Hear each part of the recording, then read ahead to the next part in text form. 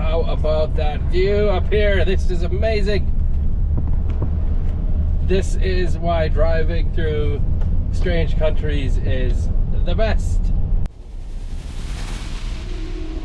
A stop sign for no reason. And another trying to throw me off.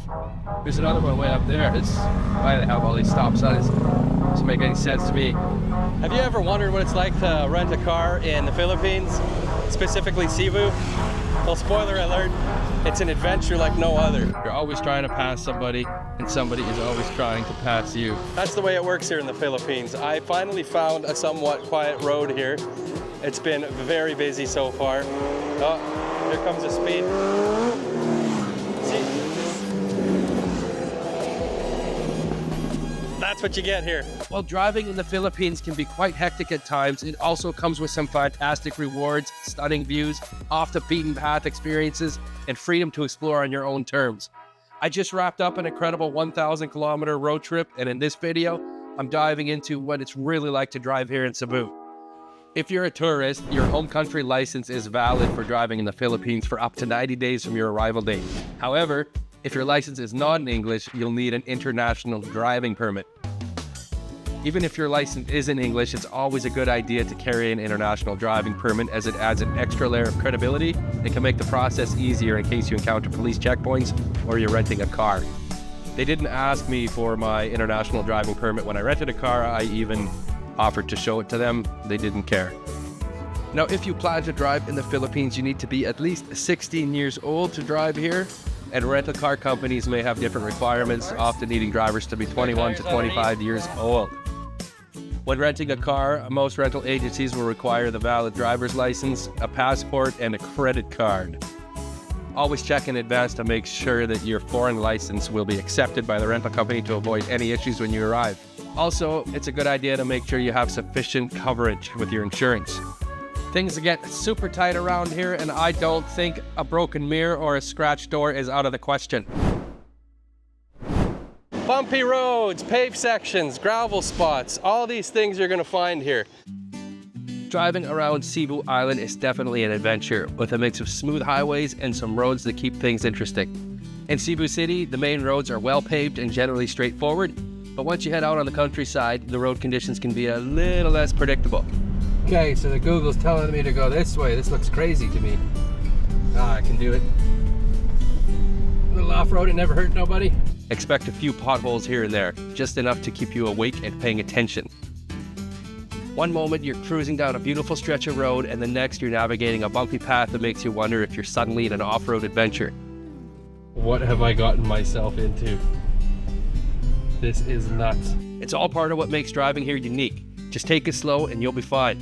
When it comes to traffic sign and road markings, a stop sign for no reason, you'll find they're not always as consistent as you might be used to. And sometimes they throw in a few super motivational messages, which is needed. I guess even the roads know you need a little pep talk here. Staying alert is key, and those unexpected signs just might bring a smile along the way. Despite the occasional rough patch, the rewards make it all worthwhile. Whether it's stumbling upon a hidden beach, enjoying the scenic coastlines, or finding a charming local village, driving in Cebu may not always be easy, but the incredible experiences make it all worth the while. Now let's talk about the traffic culture in Cebu. Now, my first impressions of driving in Cebu were not that great.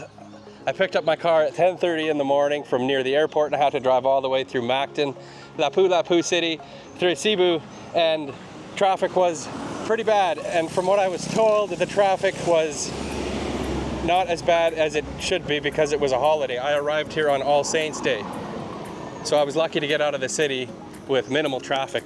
I'm not looking forward to going back in a couple days. Once you get out of the city, traffic is very hectic indeed. There's jeepneys, motorbikes, scooters, these little bicycle carts that they use as taxis, and all these things are getting in the way. And when you do finally get a break from that, dogs. There's always dogs running out on the street, kids playing. The streets are very narrow and it gets very congested. Imagine a blend of honking, creative overtaking, and a whole lot of go with the flow. The honk here is more like a universal language. You always honk when you're overtaking somebody, whether it's a car or a scooter or a man on a tricycle. And if you think you're just sharing the road with jeepneys, tricycles, and motorcycles, think again. because the dogs are the true masters of the Watch road. it, doggo. I'm not even joking here. It's their world and we're just driving through it. You'll see them lounging on the warm Another asphalt, doggo. crossing Get without a onward. second thought, and sometimes just sitting in the middle of traffic like they own the place. Dogs everywhere. They want to come swimming with me. In Cebu, you'll learn quickly, dogs are the VIPs of the road. Then there are the pedestrian crossings. Here, they're more like suggestions, and you'll notice people, and yes, more dogs, crossing wherever they feel like it. Drivers and pedestrians have a kind of understanding. You slow down, and they cross, and you both keep going about your way. When I first got behind the wheel here, it took some adjusting, but once you get into the rhythm of it, it's actually kind of fun. The best way to handle it is to stay calm, be patient, and go with the flow. Because once you do, the chaos starts to make sense. And always remember, if things do get a little too hectic for you, you're in the Philippines, you're on vacation, you can always pull over and have yourself the most epic bowl of noodles ever. Terrific. Eat up, eat all the noodles that you want. It's your vacation. Do what you want. What is parking like in the Philippines? Yeah, parking. So, parking is a problem. It's part of the problem for driving distractions too, is there isn't a lot of room to park. The roads are very narrow and there isn't really big parking lots, not that I've come across. So people just kind of park half on the road and it makes trouble. It backs traffic up and it's just one of those things that get in your way. Time for a haircut. Public parking lots are far and few in between, and when they do exist, they tend to fill up fast. And if you manage to get in, you want to have small cash on hand because parking attendants are a big part of the experience here. Sometimes it feels like getting out is even tougher than getting in. Yeah, I got some help here. Otherwise, I'm crashing for sure. Thankfully, you'll almost always find attendants ready to help guide you out, waving you through tight corners and making sure you don't hit anything. Crazy.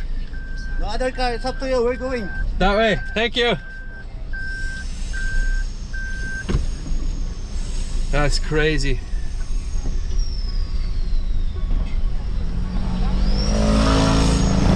Freedom. So is driving in Cebu worth the headaches and anxiety? Absolutely. It's totally worth it. Sure, it comes with its challenges like dodging potholes, navigating around random obstacles, and finding a place to park. But for all the bumps along the way, driving in Cebu gives you something invaluable. Freedom. The freedom to go at your own pace, to stop whenever you see a view that takes your breath away, to take those hidden roads that lead to places you'd never find otherwise. From the rolling highlands with their sweeping views over lush valleys, to the stunning coastal beaches where you can pull over and just enjoy the sight of the turquoise sea. These are the moments that make it all worthwhile. The adventure is in every twist and turn and every unexpected detour that leads to an incredible spot that most people never get to see. It's a journey for those who want to experience Cebu beyond the tourist brochures, for jaunters like you and me who crave these unique, unplanned experiences. Driving in Cebu is more than just getting from point A to point B.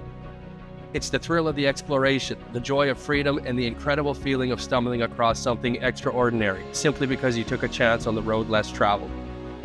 Thank you for joining me on this adventure. If you're ready to explore Cebu in your own way, get behind the wheel and go find the magic waiting around each corner. And if you enjoyed this video, make sure to like, comment, and subscribe for more journeys, more freedom, and more moments that take your breath away. See you on the next adventure. Keep on jaunting, and remember, the world is yours.